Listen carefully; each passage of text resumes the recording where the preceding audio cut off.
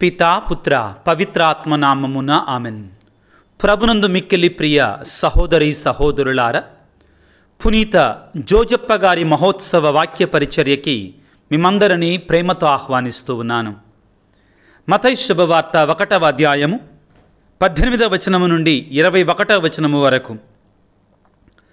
యేసుక్రీస్తు పుట్టుక రీతి ఎట్టిదన, ఆయన తల్లి అయిన మరియమ్మకు యోసేపుతో వివాహమైనది.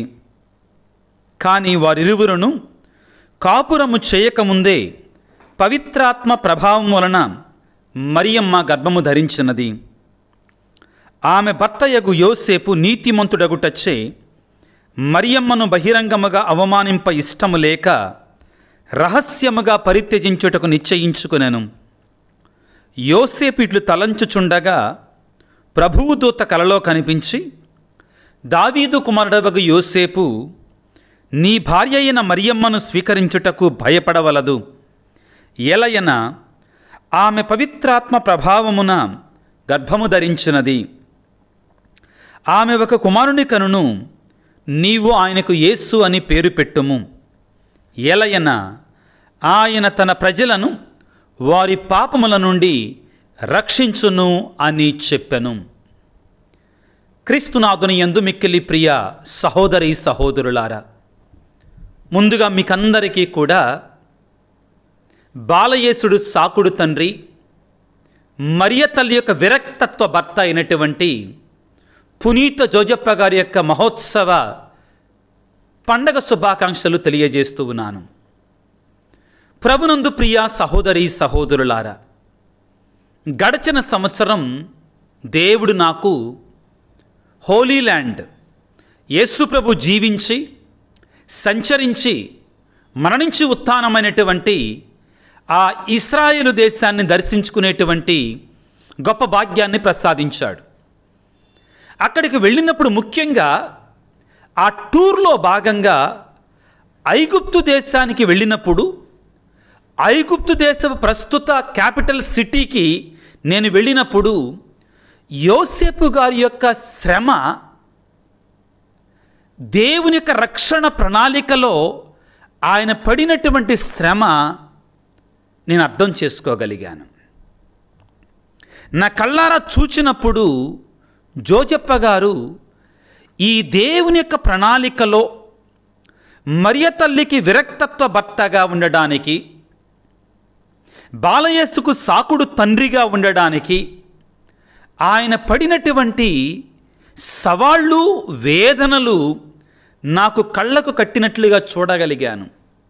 ముఖ్యంగా ఐగుప్తు దేశపు క్యాపిటల్ సిటీ కెయిరో వెళ్ళినప్పుడు ఆ కెయిరో పరిసర ప్రాంతాలలో మాకు కొన్ని స్థలాలని, పవిత్రమైన స్థలాలను చూపించడం జరిగింది.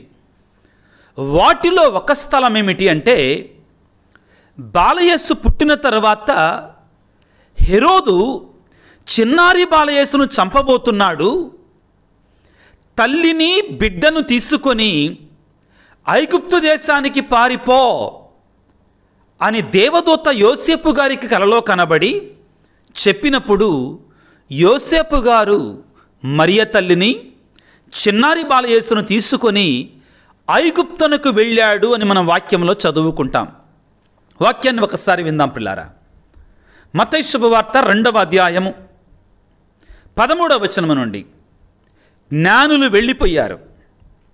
తర్వాత ఏం జరుగుతుందో విందాం. యేసుప్రభు జన్మించిన తర్వాత జ్ఞానులు వెళ్ళిన పిదప ప్రభువు దూత యోసేపునకు కలలో కనిపించి, శిశువును చంపుటకు హేరోదు వెదకబోవుచున్నాడు. కావున నువ్వు లేచి బిడ్డను తల్లిని తీసుకొని ఐగుప్తునకు పారిపోయి నేను చెప్పు వరకు అచటనే ఉండుము అని పలికెను. అంతట యోసేపు లేచి ఆ బిడ్డను తల్లిని తీసుకొని ఆ రాత్రి యందు ఐగుప్తునకు వెళ్ళి హెరోదు మరణించినంత వరకు అచటనే ఉండెను. ప్రియులారా, ఐగుప్తు ఏమన్నా ఇజ్రాయెల్ దేశానికి 1 కిలోమీటర్లు 2 కిలోమీటర్ల దూరం అండి. ఎంత శ్రమతో కూడుకుంది ప్రియులారా. ఇక్కడ మనం గమనించాల్సింది ఏమిటి అంటే, మరియ తల్లి ఒక కుమారునికి జన్మనిచ్చి ఉంది. మరోవైపున దేవుని కుమారుడైనటువంటి ఆ చిన్నారి బాలయేసు అప్పుడే జన్మించి ఉన్నాడు. ఎవరికి ఆజ్ఞ జారీ చేస్తున్నాడు? దేవుని యొక్క దూత ద్వారా యోసేపు గారికి ఆజ్ఞ జారీ చేస్తున్నాడు. ఏమంటున్నాడో వినండి. 3 జ్ఞానులు వెళ్ళిపోయిన తర్వాత, బాలయేసును సందర్శించిన తర్వాత, ప్రభువు దూత యోసేపునకు కలలో కనిపించి ఇక చెప్తున్నారన్నమాట. శిశువును చంపుటక హెరోదు వెదకబోచున్నాడు. బిడ్డను తల్లిని తీసుకొని బాధ్యత ఎవరికి అప్పచెప్తున్నారు? జోజప్ప గారికి అప్పచెప్తున్నారు. వారి సంరక్షణ బాధ్యత. తిరుకుటుంబ సంరక్షకుడు, తిరుసభ పాలకుడు, తిరుకుటుంబ సంరక్షకుడు. ప్రియులారా, అలనాడు తిరుకుటుంబానికి మాత్రమే కాదు, ఈనాడు మనందరి కుటుంబాలకు కూడా సంరక్షకుడు పునీత జోజప్ప గారు. సంరక్షణ బాధ్యత అనేటువంటిది చాలా శ్రమతో కూడుకున్నటువంటిది, వేదనతో కూడుకున్నటువంటిది. అక్కడికి నేను వెళ్ళినప్పుడు అసలు విషయానికి వస్తే, ఆ కైరో ప్రాంతంలో ఐగుప్తు దేశపు క్యాపిటల్ సిటీ, ఆ యొక్క రాజధాని, అక్కడ ఈ కలలో కనబడ్డ తర్వాత దేవదూత మరియ తల్లిని బాలయేసును తీసుకొని యోసేపు గారు ఆ కైరో ప్రాంతంలో ఒక చోటకు వెళ్ళారండి. అక్కడ అసలు విషయం ఏంటంటే, అక్కడ కూడా స్వేచ్ఛతోటి బ్రతకటానికి లేదు జోజప్ప గారికి, మరియ తల్లికి. ఎందుకంటే హెరోదు ప్రియులారా మామూలు వాడు కాడు. తనకు పలుకుబడిని వాడి, ఆయన హెరోద్ ద గ్రేట్ అండి. ఆయన మహాక్రూరుడు. యేసుప్రభు జన్మించినప్పుడు ఉన్నట్టు హెరోదు. చాలామంది హెరోదులు ఉన్నారు, కానీ యేసుప్రభు జన్మించినప్పుడు ఉన్నటువంటి హెరోదు మహాక్రూరుడు ప్రియులారా. అతను మామూలోడు కాదు. ఐగుప్తు దేశం వెళ్ళాం కదా, ఇక మన నోరు పట్టించుకోరులే అంటానికి లేదండి. అక్కడ కూడా వెతికించే ప్రమాదం ఉంది. కాబట్టి అక్కడ కాందిసీకులుగా వారు దాక్కుని బ్రతకాల్సి వచ్చింది. మేము ఏ ప్రాంతంలోనైతే యోసేపు, మరియ తల్లి, చిన్నారి బాలయేసు ఆ ఐగుప్తు దేశంలో ఉన్నారో అక్కడికి వెళ్ళాం. ముఖ్యంగా అక్కడ ఒక అద్భుతమైన బావి ఉంది ప్రియులారా. ఎక్కడి నుంచో అయితే యోసేపు గారు బాలింతైనటువంటి మరియ తల్లికి, చిన్నారి బాలయేసు అయినటువంటి ఆ యొక్క ఆ పసిబిడ్డకి నీళ్లు తీసుకొని వచ్చేవాడో ఆ బావిని, ఆ తర్వాత మరియ తల్లి కూడా నీళ్లు వాడుకున్న బావి, దాని మీద ఇప్పుడు వారు ఆ యొక్క ఆదరణ పొందినటువంటి ఆ ప్రాంతంలో ఒక పెద్ద దేవాలయం ఉంది ప్రియులారా. అద్భుత శక్తి అంటే ఆ నీళ్లు ఉన్నాయి, వాటిని భద్రపరిచారు. ఆ స్థలాన్ని నేను చూసినప్పుడు అప్పుడు మనస్ఫూర్తిగా చెప్తున్నాను, జోజప్ప గారు పడినటువంటి శ్రమలు, యోసేపు గారు పడినటువంటి బాధలు, ఎదుర్కొనే సవాళ్ళు నాకు అర్థమయ్యాయి కళ్ళకు కట్టినట్లుగా. నిజమే ప్రియులారా. అక్కడికి వెళ్ళినప్పుడు మేము ఇశ్రాయేలు దేశం నుండి ఐగుప్తు దేశం వెళ్ళటానికి, ముఖ్యంగా కైరో వెళ్ళటానికి ఎన్నో గంటలు బస్సు మీద ప్రయాణం చేసి మధ్యలోనైతే భయంకరమైన కొండలు ప్రియులారా. ఏముండదండి ఇంకా ఈ ఐగుప్తు దేశంలో. ఎక్కువగా ఇశ్రాయేలు ప్రజలు నడిచిన దారి, మరియ తల్లి యోసేపు గారు బాలయేసు నడిచిన దారి భయంకర, ఒక్క మొక్క కూడా కనపడదండి. ఎన్నో శ్రమలండి, ఎన్నో వేదనలు ప్రియులకు దేవుని బిడ్డలారా. దేవుడు మరియ తల్లిని తన కుమారునికి తల్లిగా ఎన్నుకున్నప్పుడు, తన కుమారుని ఈ లోకానికి పంపించినప్పుడు, ఆ కుమారుడు ఆ తల్లి యొక్క సంరక్షణ చూసుకోవడానికి ఒక యోగ్యుడైనటువంటి, అన్నిటికంటే ముఖ్యంగా విధేయత కలిగినటువంటి ఒక గొప్ప వ్యక్తిని దేవుడు ఎన్నుకున్నాడు. ఆయనే పునీత జోజప్ప గారు పిల్లారా. యోసేపు గారు పిల్లారా, అన్నిటికంటే ముఖ్యంగా మరియ తల్లికి ఒక విరక్తత్వ భర్తగా దేవుడు ఏర్పాటు చేసుకున్నాడు. ఇక్కడ జాగ్రత్తగా గమనించని పిల్లారా, మరియ తల్లిని యోసేపు గారు మొదట వివాహం చేసుకున్నప్పుడు తన భార్యగా స్వీకరించాడు అనుకున్నాడు. శారీరకంగా సకలము కూడా భార్యగా అనుకున్నాడు. కానీ ఎప్పుడైతే వారిరువురు కలవక ముందే మరియ తల్లి గర్భము దాల్చిందో భయంకరమైన వేదనకు గురి అయ్యారు జోజప్ప గారు సహజంగానే. కానీ అన్నిటికంటే ముఖ్యంగా జోజప్ప గారి గురించి మనం మాట్లాడుకునేటప్పుడు మత్తయి శుభవార్త 1వ అధ్యాయం 19వ వచనం ముఖ్యం ప్రియులారా. ఆమె భర్తయగు యోసేపు నీతిమంతుడగుటచే, చాలా ముఖ్యమైన మాట ప్రియులారా. దేవుడు యోసేపు గారికి తన దూతని కలలో కనిపించి, అయ్యా నీ భార్య అయిన మరియమ్మని అనుమానించవద్దు, స్వీకరించటానికి వెనకడుగు వెయ్యవద్దు అని చెప్పారు. ఆయన నీతిమంతుడు కాబట్టే దేవుడు తన దూత ద్వారా తెలియపరిచారు. ప్రభునందు ప్రియులకు దేవుని బిడ్డలారా, ప్రారంభంలో నేను ఒక మాట చెప్పాను ఇంతకుముందు. ఏంటి? మరియ తల్లిని లోకానుసారంగా కూడా భార్యగా స్వీకరించాడు యోసేపు గారు. కానీ ఒక్కసారి ఆ తల్లి గర్భములో పెరుగుతున్నటువంటిది దేవుని కుమారుడు పరిశుద్ధాత్మ ప్రేరణతో అభిషేకముతో ఆ తల్లి గర్భము దాల్చింది అని పలికిన తర్వాత, తెలుసుకున్న తర్వాత ఇక నుండి మరియ తల్లిని పవిత్రంగా చూడటం ప్రారంభించాడు యోసేపు గారు. ఇక్కడ మనం గమనించాల్సింది ఏంటంటే, మరియమాత దేవుని తల్లిగా ఆ తల్లి యొక్క పవిత్రతని పోకుండా కాపాడినటువంటి వారు జోజప్ప గారు. మరియ తల్లి యొక్క పవిత్రతకి సంరక్షకులుగా ఉన్నటువంటి వారు జోజప్ప గారు.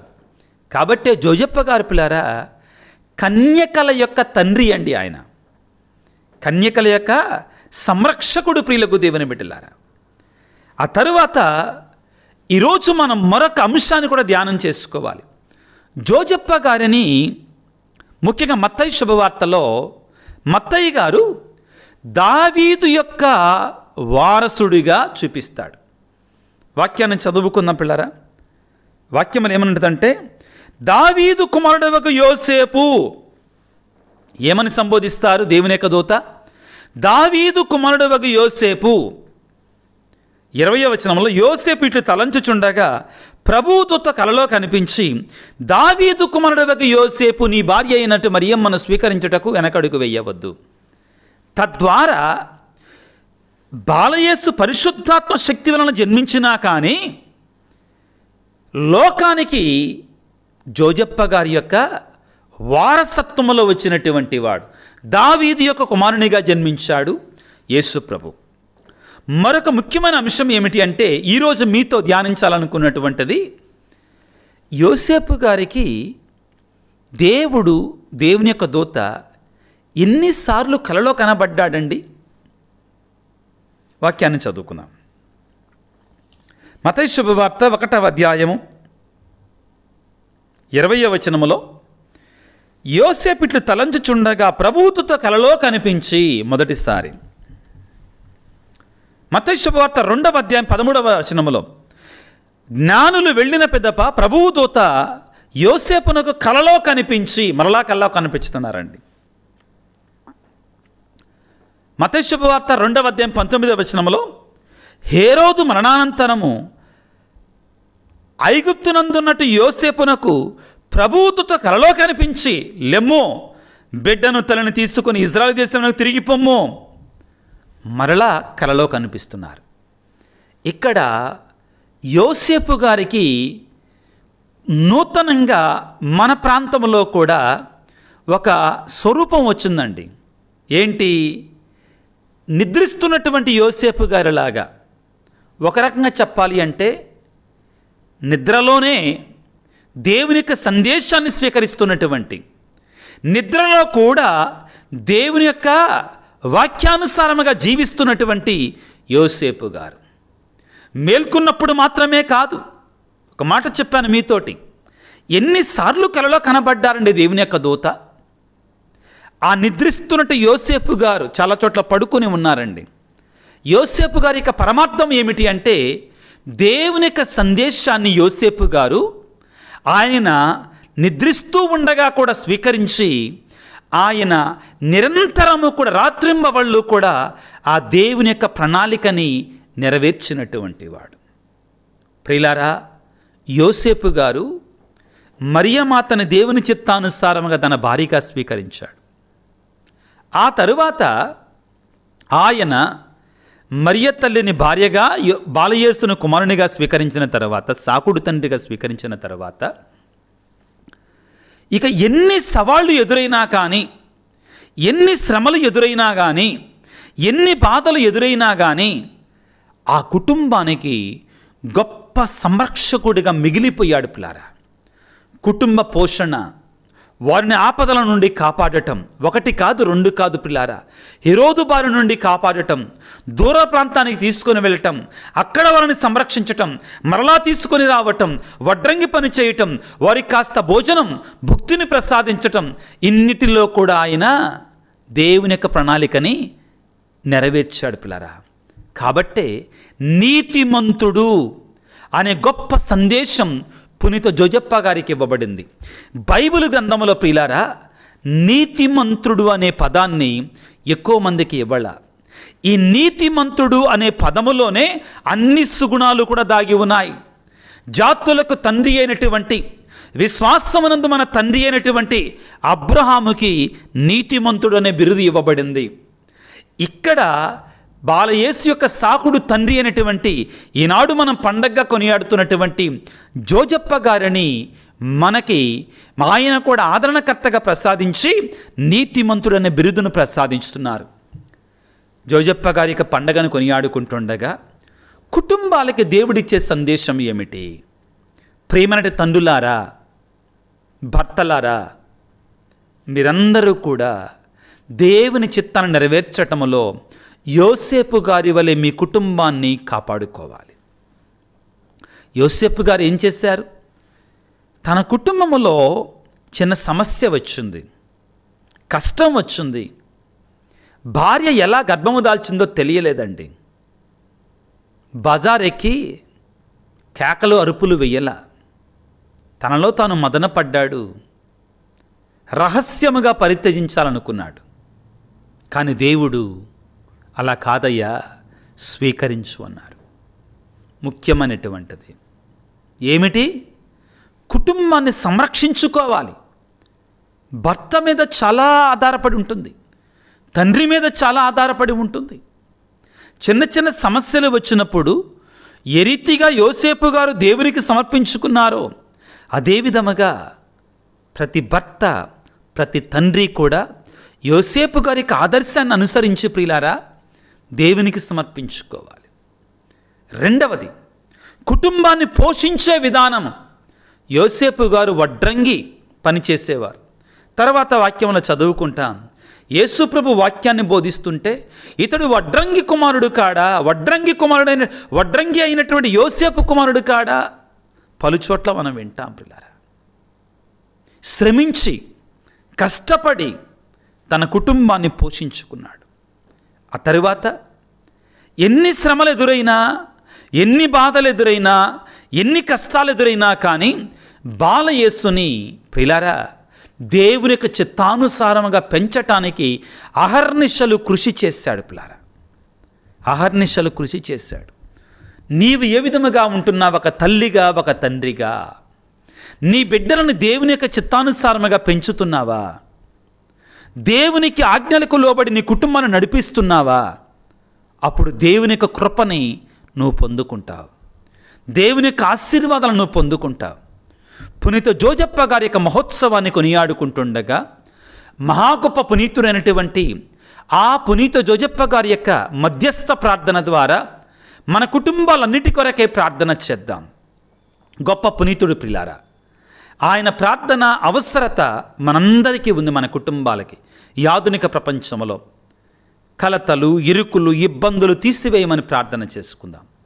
దేవుని కృప కొరకై మనందరి కుటుంబాల కొరకై కూడా ప్రార్థన చేయమని తల్ల వంచి, మరి ముఖ్యంగా కష్టాలలో, సమస్యలలో, శాంతి లేకుండా మనస్పర్ధలలో ఉన్నట్టు కుటుంబాల కొరకై ప్రత్యేకంగా ఈ శ్రమల కాలంలో ప్రార్థన చేద్దాం పిల్లారా. తల్ల వంచి వేడుకుందాం. సర్వశక్తిమంతుడా, సర్వోన్నతుడా, ప్రేమగల తండ్రి, మీకు స్తోత్రాలు, వందనాలు. మీ సాకుడు తండ్రి అయినటువంటి పునీత జోజప్ప గారి యొక్క మహోత్సవాన్ని కొనియాడుకుంటుండగా వారి యొక్క మధ్యస్థ ప్రార్థన ద్వారా ఈ వాక్య పరిచయలో పాల్గొంటున్నటువంటి వారి కుటుంబాల కొరకే ప్రార్థన చేస్తూ ఉన్నాం. పునీత జోజప్ప గారా, మా అందరి కుటుంబాల కొరకై ప్రార్థన చేయ్యా. మా కుటుంబాలలో శాంతిని, సమాధానాన్ని, కష్ట సమయంలో దేవుని యొక్క ఆదరణను మాకు ప్రసాదించు తండ్రి. కుటుంబంలో సమస్యలంటే ఎలాగా ఉంటాయో, కష్టాలంటే ఎలాగా ఉంటాయో మీకు తెలుసయ్యా బాగా. మా కొరకు ప్రార్థించండి తండ్రి. ముఖ్యంగా అనారోగ్యముతో బాధపడుతున్న ప్రతి బిడ్డ కొరకే ప్రార్థించయ్యా జోజప్ప గారా. మంచి జ్ఞానాన్ని, వివేకాన్ని మీరు ఏ విధముగా దేవుని చిత్తానుసారముగా జీవించారో అదే విధముగా మేము కూడా చక్కని దైవికమైన జ్ఞానముతో జీవించడానికి కావాల్సిన శక్తిని ప్రసాదించయ్యా. పరిశుద్ధ జోజప్ప గారా, ఎంతోమంది పిల్లలు పరీక్షలు రాస్తూ ఉన్నారు. వారందరికీ కూడా మంచి జ్ఞానాన్ని, జ్ఞాపక శక్తిని దయచేయమని మా ప్రభు అయిన క్రీస్తు ద్వారా వేడుకొనుచున్నాము తండ్రి. ఆమెన్. ప్రభువు మీతో ఉందురుగాక, మీ ఆత్మతో ఉందురుగాక. సర్వశక్తిగల సర్వేశ్వరుడు పిత, పుత్ర, పవిత్రాత్మ మిమ్మందరిని చల్లగా దీవించి ఆశీర్వదించి కాపాడుదురుగాక. God bless you. దేవుడు మిమ్ము దీవించుగాక. ఆమెన్.